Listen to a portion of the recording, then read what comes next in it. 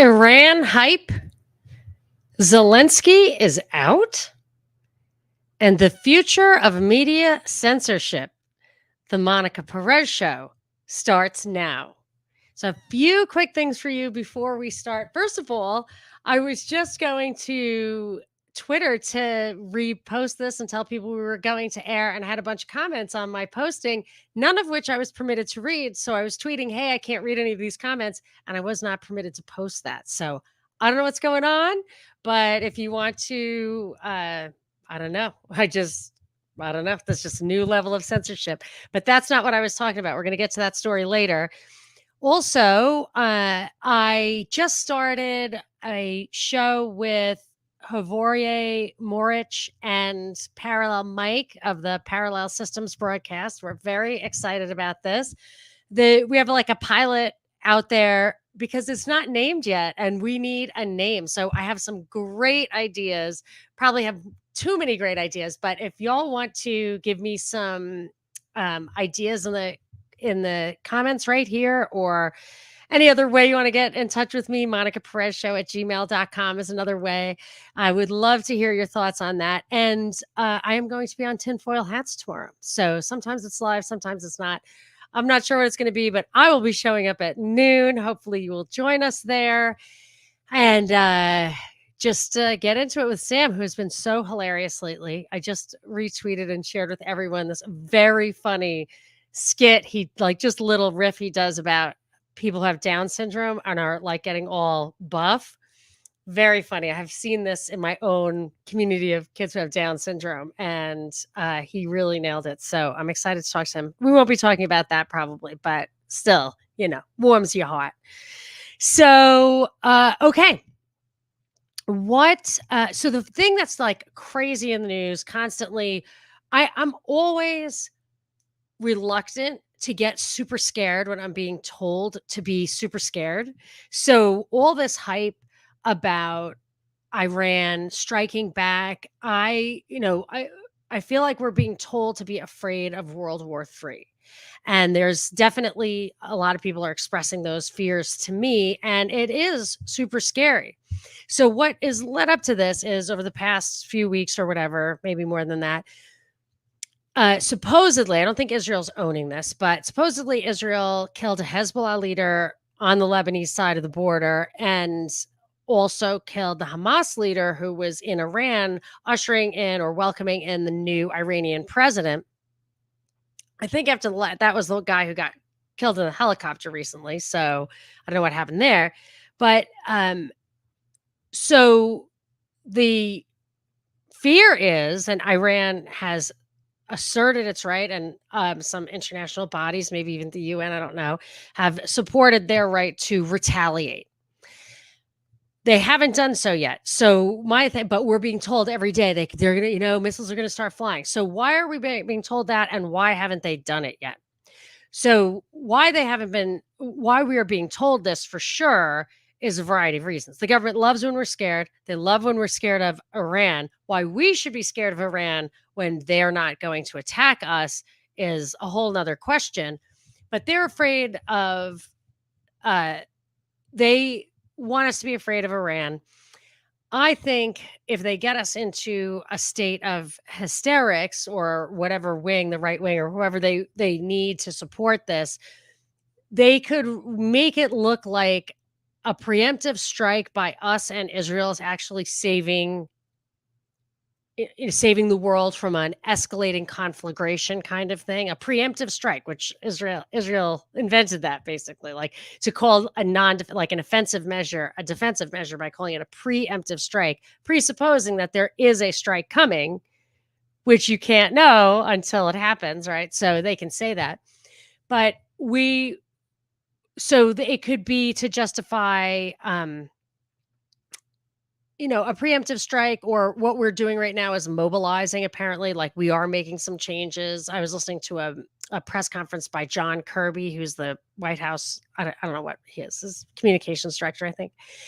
And he was saying the Department of Defense is making some changes and we're ready to whatever stands shoulder to shoulder with Israel. But Israel definitely, well, they're not owning it. But let's say they did. go to other territories and kill the leaders of other organizations. I mean, that does justify a response. But if so, the New York Times, whatever, I was reading an article that they said, well, why hasn't Iran responded yet? And I would say the only thing that made sense was that they were afraid of escalation. But what what are we saying if they're afraid of I mean, I don't want escalation either, and I think they're right to be afraid of escalation. But what we're saying then is, for sure, that might makes right. That if you are justified in defending yourself or retaliating, but then the other side is just going to crush you, then the side that can crush will crush anybody. You know, they can crush whoever they want, and we are on that side.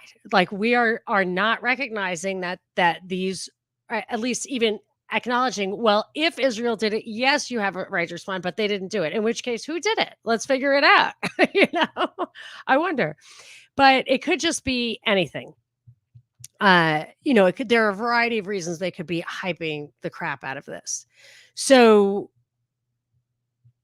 there was, you know, this whole thing is like crazy to me because the a long time ago when I was on the radio 10 years ago, probably, I was trying to figure out this whole Middle East thing. And I stumbled upon a document, which I haven't heard anybody mention it lately, but I assume everybody's aware of it, the Oded Yinon plan. And it was written in Hebrew, but then it was translated by someone, I think, in the Jerusalem Post so that you could read it. He was an advisor to Ariel Sharon, and it was called The Strategy for Israel in the 80s. And it talked about uh, attacking or invading. It's been a long time since I've read it, but expanding Israel. I guess it's the basically the Zionist plan, but it actually put some meat on those bones of how you would push out and how you would disrupt Arab states. It's worth reading. But here's the crazy thing. So when I read that on the air, I got lots and lots of really aggressively anti-Semitic emails and just over the top crazy stuff. And it seemed like an operation to me. It seemed like they wanted me to smoke the Kool-Aid or whatever, get really aggressively, I don't even know what to call it, anti-Jewish, anti-Semitic. I'm from, my grandmother is from Syria. We're Semites. I can't say anti-Semitic.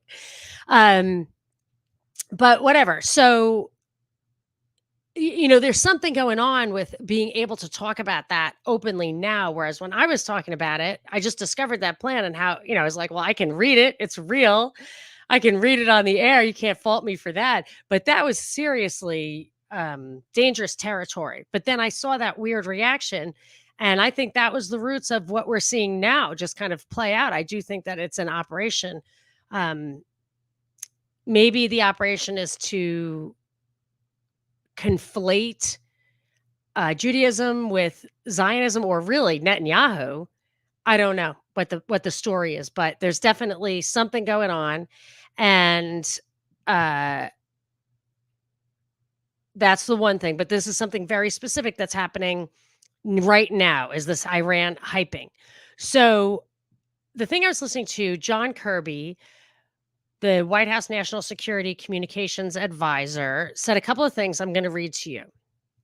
He said, the president is confident that we have the capability available to us to help defend Israel should it come to that. Now, Israel, as that famous soldier in the Ron Paul, at the Ron Paul rally said, Israel can take care of itself. And then like it got all grainy and it just, the broadcast stopped. CNN was interviewing a soldier at a Ron Paul rally, which he got in trouble for, I think, because you're not supposed to be at a political thing in, you know, uniform. Anyway, then he changes gears. He's starting to talk about this Iran thing, but then he changes gears and starts talking a little bit about Ukraine. He says, you know, this is a funny bit of Putin propaganda here, and he's been clinging to it since the beginning of the war, that he had to go into Ukraine. NATO is surrounding him, and that NATO support and U.S. support for Ukraine just proves it's the West versus Russia. It's NATO versus Russia. It's the U.S. versus Russia. And it's all a bunch of horse hockey. There's nothing to it. Horse hockey. The only people at war in Ukraine are the Russians. They're the ones that invaded Ukraine, and Ukraine is defending itself against that aggression. This is Russia's war of aggression against Ukraine, pure and simple, always has been since the beginning. So I have a clip at the end of the show I'm going to play for you, which I did play back in the day on said radio show, but all of that stuff's gone. So I will replay it for you. And I think that we will demonstrate that John Kirby is absolutely lying. And I'm not going to say he's mistaken because he has to know this. And if he doesn't know it, if he hasn't heard this clip, it's because he didn't want to hear it. But I will play it for you at the end of this show. So I went over to RT to see what their side of the story was today, because they have their own side of the story. That's the Russian Today media outlet on both the Iran stuff and the Ukraine stuff. So on or Palestine. So there's an article in there, Abbas, Abbas, who's the Palestinian Authority leader who controls a part of the West Bank, but not Gaza. Abbas went over to talk to Putin, and Putin conveyed to this guy, reiterated to him, as my father would say, it was like a mutual admiration society meeting. And he said, look, UN has passed 1,000 resolutions that establishes a state of Palestine, or for other reasons like that, related issues. And if that were enforced, we would not be having this problem right now. And we have always, Russia's saying, we've always held this position. We've always supported you. We will continue to support you. We've sent 700 tons of humanitarian aid, which I think is important, because I think we're going to say we're the only ones who can deliver aid there, but Putin's doing it. So that's a little something different in the works. He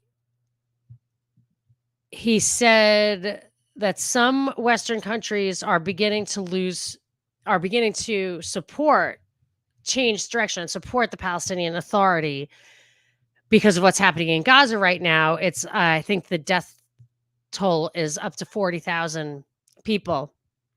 And Netanyahu's story is, we're trying to get a couple of hundred, or is it down to dozens of hostages back? Kirby points out some of them are American, and we're just not, Hamas won't negotiate.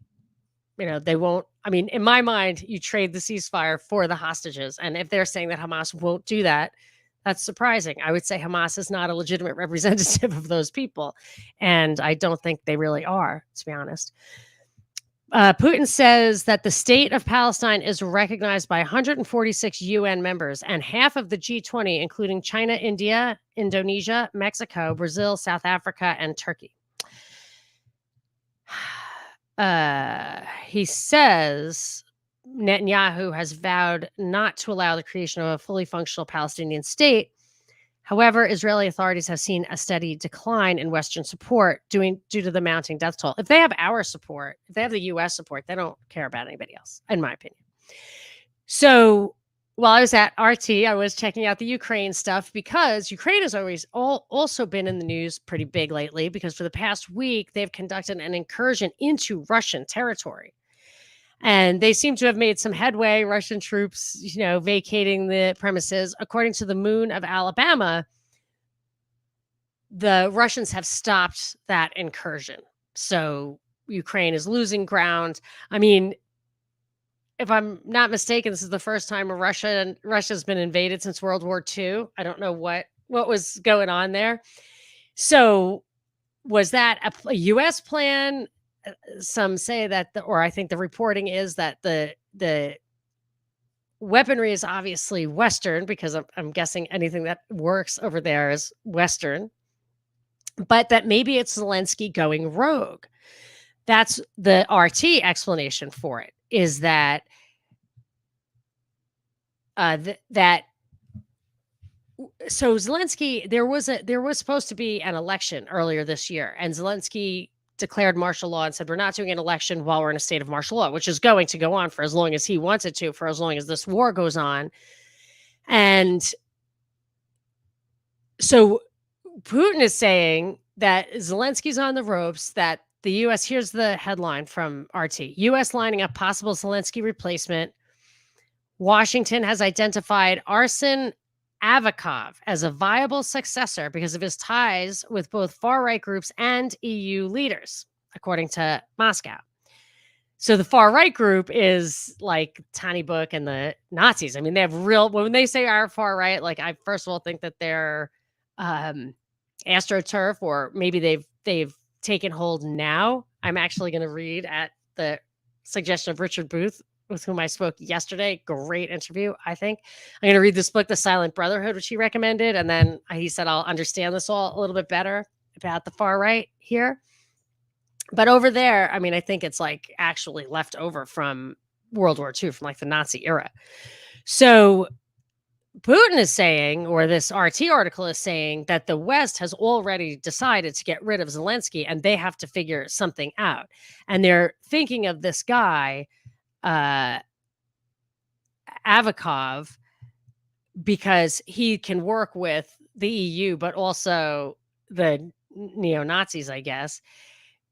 This article says Zelensky is taking crazy steps that threaten to trigger escalation far beyond Ukraine and has moved to feverish action as the Ukrainian leader struggles to maintain his grip on power after his presidential term officially ended in May. So I guess if the people he's not popular in Ukraine, and if he suspended the elections, it's going to be hard to keep Ukrainians on our side, and that's where we want them. I mean, he is our puppet. So this guy, Avakov, he took over as interior minister after the Western-backed coup in Kiev in 2014. I'm not going to argue with that. And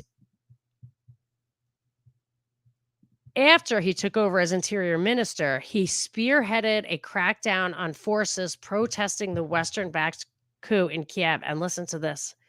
He also held that post as interior minister, which is the guy who would be responsible for this, during the 2014 fire at the trade union house in Odessa. And if you know anything about that, it could choke you up. Like it was an absolute massacre. You could see the dead, charred bodies of pregnant women, or a pregnant woman with, they were putting tires on people's heads and lighting them on fire. It was unbelievable. 42 people died after being chased inside by a far-right mob, which I think had some official... Oh, it did. I know. I'll tell you. Okay. There's been no tragedy, no trial for this tragedy. I did... this guy has also been a vocal supporter of the neo-Nazi Azov battalion, and he may have provided political support to the unit and gotten its leader, Andrei Beletsky, widely regarded as a white supremacist, released. Okay. But about that Odessa thing, massacre, tragedy, I did a deep dive with that. I had it just for, I think, premium subscribers or something with Fat Mitch. And I found a reference to it in my website. I was trying to find it so I could include it here, but I was not able to find it because I got a 404 on my host site. So you upload it to your host, like Libsyn or Megaphone or whatever, and then that pushes it out to all of your platforms. This one, I had the link to the actual file. Now, maybe I took it down for some reason that I don't remember, but I was trying to find it anywhere I could. If anyone happens to have it, it was from July 30th, 2022, and it went into great depth about who was responsible for that massacre, what people were on the ground, who were the mercenaries. It was really interesting and scary. And if this guy was in charge of that, he is brutal. Poroshenko wants to run again. I think he was the chocolate bar king. So the way it worked is Yanukovych was the democratically elected president. They set him up by shooting people on both sides of a protest. So it created violence, but it was the same snipers were shooting people on both sides. So that was an intentional escalation. Then he was charged with murder for that. Then he had to flee the country, and the US, installed there unilaterally, not with the EU's consent, Yatsenyuk was the, like, original leader of the government that we put in, and Klitschko and Tynybuk were on the outside helping him. Klitschko is, I think, still the mayor of Kiev, and Tynybuk is a prominent leader of the far right. And when we put him in place there, he was not permitted to come to this country because of his extreme views. And then after that, I think was Poroshenko, the chocolate guy, and now we have Zelensky, who played an unlikely president on TV and then got elected. I mean, I used to say you can't make this stuff up, but they're actually making this stuff up. So you can make this stuff up, and they do. All right. So I will prove what I just said in the clip at the end of the show. Okay. There was a law in India, the Indian censorship law. Well, that's what I call it. But they decided to censor the media. They had like an old digital law that came out when, I guess, long time ago, many, many years ago. And they were going to replace it. So they put something out in November 2023. And then there was some political episode. I'll tell you about that in a second. And they replaced it with another bill. So 2024 came out with another bill, which they disseminated only narrowly. They put watermarks on it. They made sure that it couldn't be shared. And recently they collected them all back. They don't want anyone to see it because the people who did see it, or the people who learned about it, pushed back so hard that they just said, all right, we're going to go back to the November 2023 thing. But we've been seeing from country to country to country, Slovakia, UK, I expect it here. We've seen some of it here. I expect it to come here in a big way. Many places, they're cracking down on social media or other media liberty, free speech, and everything else, assembly, petition, all of it. So these guys, so what I like to look at what they're coming up with. In the UK, I think the big one was more surveillance and censorship, yes, but also more facial recognition, like universal, like constant. And my guess is they include gait recognition in that stuff. You don't realize it, but they can tell your gait. So even if you had a metal bucket on your head, like plankton, they could still recognize you. It came from that total information awareness where the US government wanted to keep track of everyone 24/7, and they wanted to do it with facial recognition, gait recognition, and also that shot spotter where they are listening to people on the street in case a gun goes off. They're installing microphones everywhere in case a gunshot goes off and is unreported. It's the craziest thing ever. I mean, that was really a stretch, but they don't have to do much to get people to buy into these ridiculous ideas. So what the Indian government was doing is they wanted to redefine. They have all these laws, or they were putting these rules in place, programming rules, advertising rules for digital broadcasters, digital news broadcasters, OTT, over the top broadcasters who can stream directly, like what we're doing right now. And they wanted to include in this definition publishers of news and current affairs content, which means any person who broadcasts news and current affair programs through an online paper, news portal, website, social media intermediary, or other similar medium as part of a systematic business, professional, or commercial activity. And this is in the Indian Express, so it's an Indian newspaper saying it. This definition could include users on YouTube, Instagram, and even Twitter, X, whatever, who generate advertising revenue through paid subscriptions or monetize their social media accounts through affiliate activities. Now, I'm basically demonetized, but I would, that's the idea, is that you're actually making some money, even little guys like me. These online creators would have to set up a content evaluation committee, a CEC, and strive to make the committee diverse by including individuals with knowledge of different social groups, women, child welfare, scheduled castes, scheduled tribes, and minorities. The names of the people in the CEC would have to be shared with the government, and creators would be allowed only to run programs which are certified by the CEC. So I would have to take this show, so how I'm reading it, and get my CEC to certify it. I mean, I assume it means individuals or maybe just generally my show. But in any case, I would have to get a DEI assembly to authorize me to broadcast. Such certification would not, however, be required for programs that are already certified by a statutory body. It lists things, but it says what other things that the government may designate, including educational programs, news and current affairs programs, live events, animation for children, etc. But they want to be able to. You would have to get an okay to publish. So at first, things would get rejected, but very quickly, you would no longer even attempt to say anything that you knew was going to get rejected by the censors. You'd really have to start talking in code, the way they say, like, cute people do on Facebook. I don't know. But here was their reasoning. This is what they said. A senior government official said one key reason behind the significant expansion of scope in the current bill compared to the version which was released in November has been, quote, the role a number of independent content creators played in the run-up to the 2024 Lok Sabha election polls, whatever.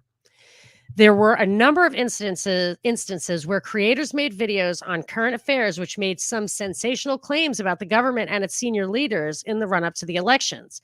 That's when it was decided that there has to be an accountability measure for these creators as well, to create a level playing field between mainstream press and independent creators. So they're going to level down the independent creators as opposed to the mainstream press, which they're saying has a disadvantage. I have to look into, I think it's AB 86, which is some law in California, which I don't know what I was looking at. I was doing research today and an ad came up like, vote no. They're trying to literally subsidize major media, which of course would make minor media even harder to bubble up. Now, I haven't looked into it, so maybe it was one of those like ads where it tells you the opposite of what is the truth. I really do not know. So let's see what else. All right, let's get to some comments, and then I'll get to my Trump and Musk thing. Okay. Renee says, my Twitter is tits up. Got put off for telling Chuck Schumer to FO and jump in the river. FO is okay, but swimming is verboten. Meanwhile, they want me to play with a puzzle. I don't understand. Monica, remember when there was something in the military called, quote, the elements of surprise? Remember, quote, loose lips sink ships? Now war feels like it's a big PR stunt. How did we get here? This is that thing, that Baudrillard thing, which I learned from Jessica Solse from her Death Athletic documentary I talked to her about. Baudrillard, and I've seen other things about it since, where he just says nothing really happens. Nothing is real. Nothing happens. I actually think things happen. I do.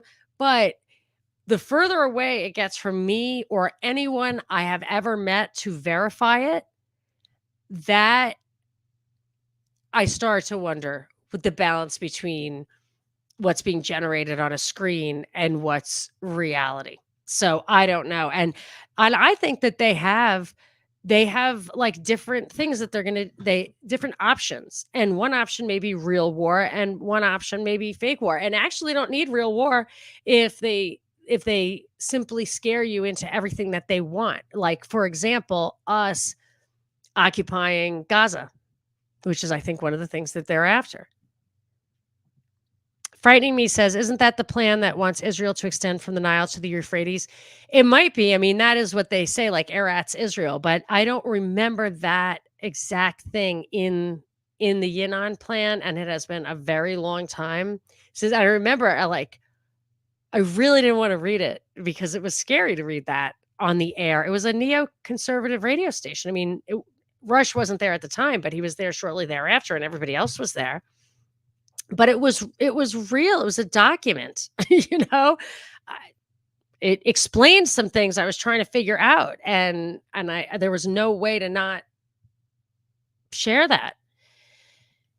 Vicky goes on, frightening me, goes on to say, Vicky Newland installed the Ukrainian president in 2014. Yes, and that's why I call her, ironically, Vicky the Noodle, because she's not a noodle. Jack says, I keep not buying in and they keep doing it anyway. I'm not sure, Jack, what you were actually referring to specifically. I mean, it doesn't matter. Yeah, I would say, like, we're not stopping it by not buying it. Oh, yes, I remember what you were saying, how ridiculous the stories are in the news, and people are still buying it. And Jack's like, "Well, I'm not buying it, but it doesn't make any difference." And I I get that. I formerly would have said, "I grok that," but Elon Musk stole Grok, which really makes me mad. It's his subscription AI thing that's attached to X. And that's a nice little segue into what I want to, just some things I noticed today. Okay. So the bit I at first was like, okay, Musk, who runs, I don't know, five huge companies, like five of the biggest companies in the world, potentially. I don't know if you've ever been in any service industry, if you were a lawyer or a banker, or ever had an opportunity to be anywhere near a CEO of even a medium sized company. A medium sized company is a huge company. Like, I don't think I've ever met, I mean, maybe like in a couple of things, like things that were put on by my school or my bank or something. But as far as working, the guys I met had very small companies. They were raising bonds, they weren't going public, and they were busy and they would not give me the time of day. They were totally out of touch with like memes and themes that were in the world outside of their immediate purview. So I don't buy Elon Musk at all. I don't think he's running those companies. I don't know what his story is. I think he's rich. I think they give him a lot of money and they give his companies a lot of money. But I think he's just a face job. I think the same thing about Zuckerberg and a lot of other people.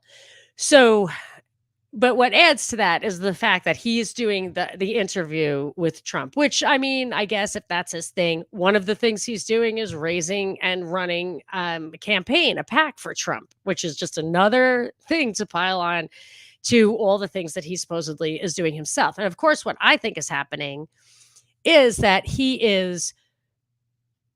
all those companies are just basically government entities that are it's time for them to come out of the shadows, out of the research, out of the Stanford Research Institute and become Siri or whatever out of this, you know what I mean? That actually happened.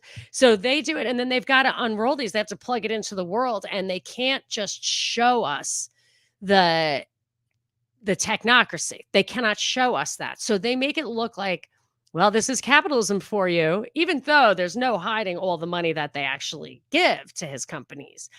But it makes it look private. He's brash. If things go wrong, he can take it on the chin because he's just brash, even though some of the things he does wrong, like people get like no longer permitted to run a public company, even go to jail, but they're just like, oh, let Elon be Elon.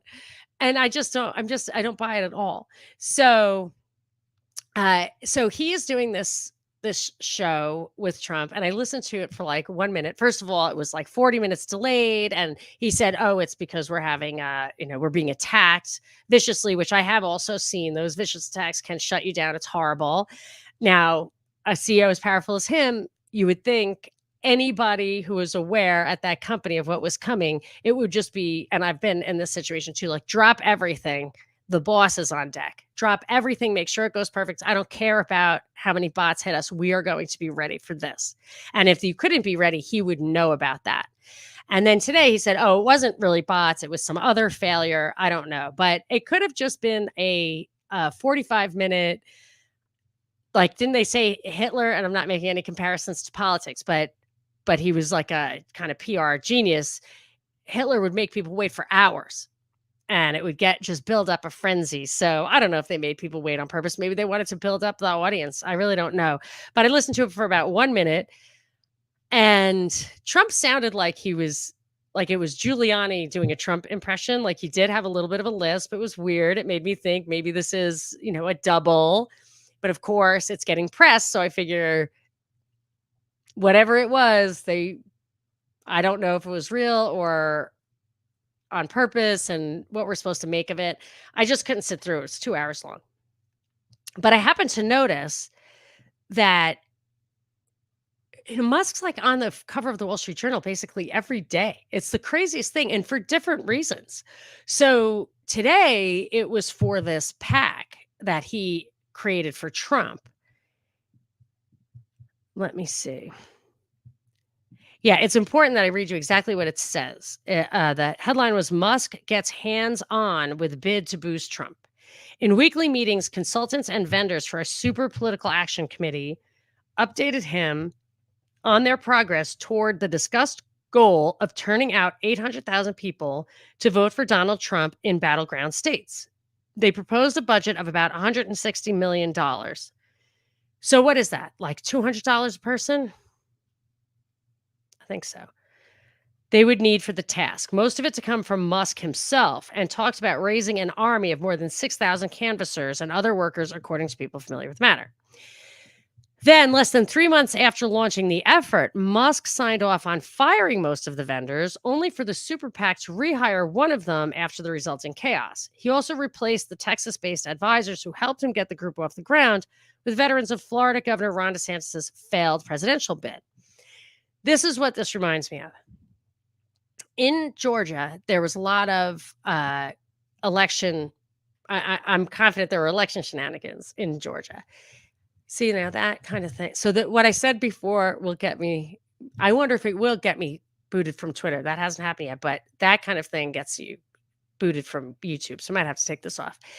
But anyway, so there were a lot of problems in Georgia, and there were a lot of actionable items where there could have been a better recount. There could have been a better audit. There was just a lot of funny business, and there were processes in place to deal with that. So, I used to talk to Garland all the time, and he understood all those things, but there were those other two people, Lynn and the Kraken lady, like two other people, very famous people making national news all the time, who were leading the charge on dealing with the Georgia election irregularities. And so Garland didn't file his lawsuits because they were filing them. Well, they messed up. And they didn't file it. I think Lynn was the one who didn't file it in time. And I don't know what happened with the other stuff, but they didn't get it done in time. So to Garland's credit, of course, he filed stuff that was valid and effective. And he got all the way to some positive judgments, only to be later judged by the same judge as not having standing, which makes no sense. I mean, that should be squared away in the beginning. But in any case, someone took the place. And that's also a Good Samaritan law. I remember learning in law school. You don't have to save the life of anybody. You're not required to do that. However, if your presence prevents somebody else from taking action. So if you're a doctor in doctor's outfit standing over somebody who's gasping for breath, no one's going to come interrupt you and do CPR. You would have an affirmative obligation only then. But you don't if nobody's there, but because you'd be taking the place of someone who could actually do the right job. So I would wonder if what's happening here with Musk's PAC is that it will, in Putin's expression, like shearing a pig, like it'll create a lot of squealing, but not a lot of wool. And that may be the very intention of it, because I know people I guess maybe not anymore, but people have been confident that Trump was going to win, but I just, I don't know. And I don't know how much they care about. I think they have to actually care about the voting, about the polling, about people's attitudes, even if on the margins they're going to steal it. They got to care. So I don't know which way it's going to go, but I think, I don't like that. I don't like somebody spending a lot of money, absorbing a lot of energy, and flipping over in a month before they're really hitting it hard. Another reason he was on. So yesterday, Musk was on the front page. How Elon Musk is using his empire to kickstart XAI. Billionaire is mobilizing resources around artificial intelligence. Some Tesla shareholders are suing to make him stop. So I'm not really familiar with XAI, except for that I think it's the AI behind Grok, which I don't use, and I'm super mad at him for stealing that name, which was a good old sci-fi name that meant to understand something deeply. Anyway, the billionaire's year-old artificial intelligence bet is relying on talent, data, and hardware from his other businesses to help it develop what he said will become the most powerful AI in the world by December. And some people are suing him. And the article explains that if it's your company, you can do whatever you want. But if other people own the company, in addition to you, some of his companies are public, some are private, some have private investors. And the ones that are private with private investors, I'm sure he has to talk to them about it. Or I'd assume so. But the public ones like Tesla, he says he has to get board buy-in. I don't know how much I trust the board, but the reason being, if he owns 100% of XAI and owns 5% of Tesla, even if Tesla's a bigger company and harvesting talent from Tesla to XAI would hurt Tesla more than it helps XAI, if he will much, much more greatly benefit from doing that, it's a total conflict of interest, which is brought out in the article. But that's the kind of stuff that if you try that, don't try that at home because it doesn't go over. I'm remembering of, do you remember when Futurama kind of stole talent from The Simpsons and then The Simpsons went completely downhill? And even though I thought Futurama was great, they had to cancel it, and then Simpsons got okay again. It was never as good. And now I think they brought Futurama back, actually, probably because Simpsons isn't that good anyway. But yeah, you don't want to hit the core earner. And so I looked to see how much, how realistic that is of his where his interest might lie. And it's kind of hard to decipher. He owns 20% from what I could determine. He owns 20% of Tesla, 74% of X, which is Twitter. X owns XAI, it looks like, entirely. He seems to own 90% of the Boring Company and 42% of SpaceX. And some of these companies have huge government subsidies, grants, subsidized loans. SpaceX does, Tesla does, Solar City is one of his. I don't know too much about that. And who knows what else. So the whole thing kind of stinks. But I don't know if anybody wants to comment on the Musk-Trump conversation. I don't know.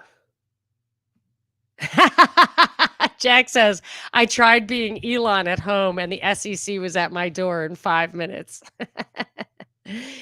So yeah, who's telling me Twitter X is definitely fueling Musk AI.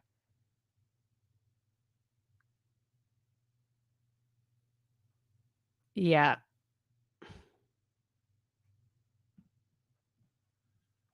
Okay. So let's go to my clip. I'm going to do the clip. It was totally, I'm not great at the tech stuff. I could be, but I just don't have the time to get up to speed on, I don't know, how to build my own website. I used to love WordPress and I just lost my steam when that went under, when they took me down on that. I'm not still complaining about it, but it's just true. I'm sorry. I don't have that many. I don't have a lot of restarts in me these days, but you never know because I have a lot of old articles I'd like to get back. So I don't really know what happened here. I tried to find it in any of the permutations of my website and I couldn't, but I did find it on archive.org. So I'm going to add this to the screen.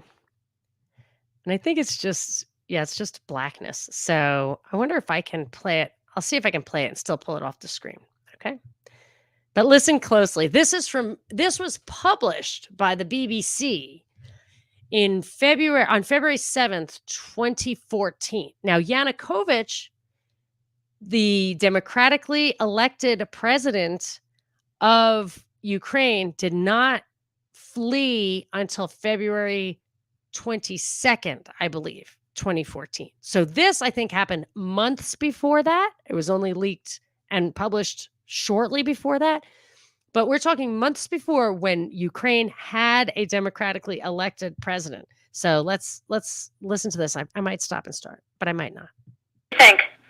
I think we're in play.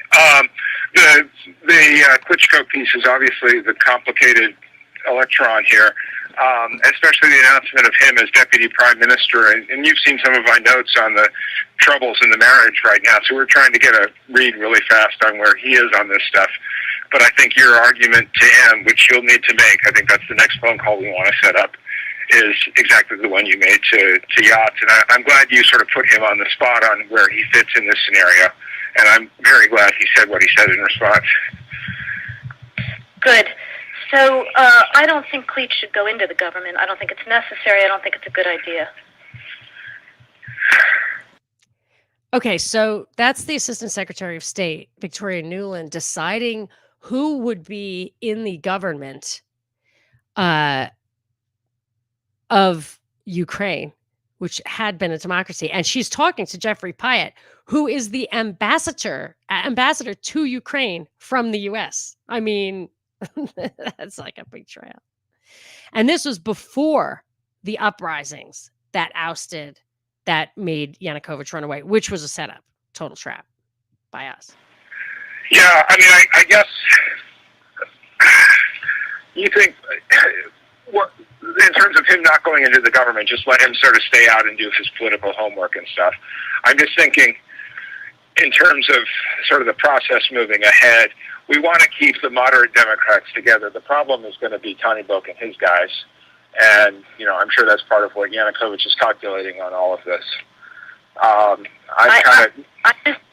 I think Yachts is the guy who's got the economic experience, the governing experience. He's the guy, what he needs is Cleach and Tony Book on the outside. He needs to be talking to them 4 times a week. I just think Cleach going in, he's going to be at that level working for Yatsenyuk. It's just not going to work. Yeah, no, I think that's right. Okay. Good. Well, do you want us to try to set up a call with him as the next step? My understanding from that call, but you tell me, was that the big 3 were going into their own meeting, and that Yachts was going to offer in that context a 3-way, 3+1 conversation or 3+2 with you. Is that not how you understood it? No, I think that's what he proposed. But I think just knowing the dynamic that's been with them, where Klitschko has been the top dog, he's going to take a while to show up for whatever meeting they've got. He's probably talking to his guys at this point. So I think you reaching out directly to him helps with the personality management among the 3, and it gives you also a chance to move fast on all this stuff and put us behind it before they all sit down and he explains why he doesn't like it. Okay, good. I'm happy. Why don't you reach out to him and see if he wants to talk before or after? Okay, will do. Thanks. Okay, I've now written, one more wrinkle for you, Jeff. Yeah. Can't remember if I told you this or if I only told Washington this, that when I talked to Jeff Feltman this morning, he had a new name for the UN guy, Robert Seri. Did I write you that this morning? Yeah, I saw that. He's now gotten both Seri and Ban Ki-moon to agree that Seri could come in Monday or Tuesday. Okay. So that would be great, I think, to help glue this thing. And so they're plotting a coup, and they have the Secretary General of the UN coming to glue this thing. Have the UN help glue it. And, fuck the EU. No, exactly. And you remember, all the press was because she said that. All the press. So I assume Putin leaked this back in the day, and what the media did was she said fuck the EU. But it's so interesting that she would, it shows that the coordination isn't total. Well, or that's unnecessary. I think we've got to do something to make it stick together, because you can be pretty sure that if it does start to gain altitude, the Russians will be working behind the scenes to try to torpedo it. And that's important. If this gains altitude, their coup, the Russians will be working behind the scenes to try to torpedo it. Let me just reread, if you would, what that guy said in what John Kirby said yesterday, because he said, well, I'm not going to read the whole thing, the only people at war in Ukraine are the Russians. They're the ones that invaded Ukraine, and Ukraine is defending itself against that aggression. This is Russia's war of aggression against Ukraine, pure and simple, always has been since the beginning. But no, they plotted this coup, and they knew that Russia would react, and it took Russia 8 years. That's really 8. I mean, in retrospect, I wonder if Putin wished he had done it sooner. Again, the fact that this is out there right now, I'm still trying to figure out in my mind why Yanukovych that. But in the meantime, there's a Party of Regions faction meeting going on right now, and I'm sure there's a lively argument going on in that group at this point. But anyway, we could land jelly side up on this one if we move fast. So let me work on jelly side up. It's so funny. Here's a wrinkle for you, jelly side up. When you think about the people who were burned to death in Odessa in service of this coup, it's not very funny, Let me work on Klitschko, and if you can just keep, I think we want to try to get somebody with an international personality to come out here and help to midwife this thing. And then the other issue is some kind of outreach to Yanukovych, but we probably regroup on that tomorrow as we see how things start to fall into place. So on that piece, Jeff, when I wrote the note, Sullivan's come back to me, VFR, saying you need Biden, and I said probably tomorrow for an attaboy and to get the deeds to stick. So okay. Biden's willing. Okay, great. All right. Thanks. Well, there you go. Biden's willing. Got the deets to stick. How great is that? But no. This was all Russian. This was all Putin's megalomania from the beginning. First thing they did was ban the Russian language. There's the Crimea and the 2 oblasts in the east speak their primary language is Russian. You are disenfranchising people if they can't conduct business and politics in Russian. Anyway, you've heard that before. Thank you very much for coming, everybody. This is Monica Perez. Until next time.